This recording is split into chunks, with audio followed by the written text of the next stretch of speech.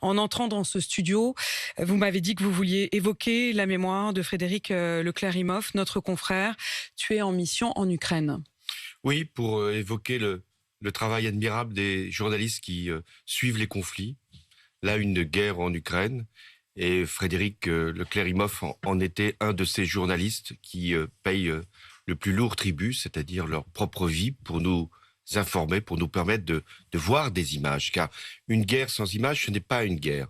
Pour beaucoup de personnes qui considèrent que l'information, c'est forcément ce qui existe à la télévision, alors que précisément, il faut montrer ce que sont des bombardements, ce que sont des exactions, ce que sont également l'utilisation de certaines armes, ce que faisait Frédéric. Et ce qui est le plus grave, et sa mère l'a parfaitement relaté, c'est le mensonge des autorités russes, en l'occurrence de Vladimir Poutine, qui, plutôt que de reconnaître qu'il y a eu là un bombardement qui a tué un journaliste qui était dans un car Dans un convoi humanitaire. Voilà, pour essayer de dégager les personnes civiles qui sont menacées, eh bien, on l'accuse d'être quasiment un agent. C'est-à-dire, le mensonge est un élément de la diplomatie de Vladimir Poutine. Je l'avais vu en Syrie, où il niait le fait que le régime de Bachar el-Assad ait pu utiliser des armes chimiques. Je l'ai vu ensuite lorsqu'il niait la présence des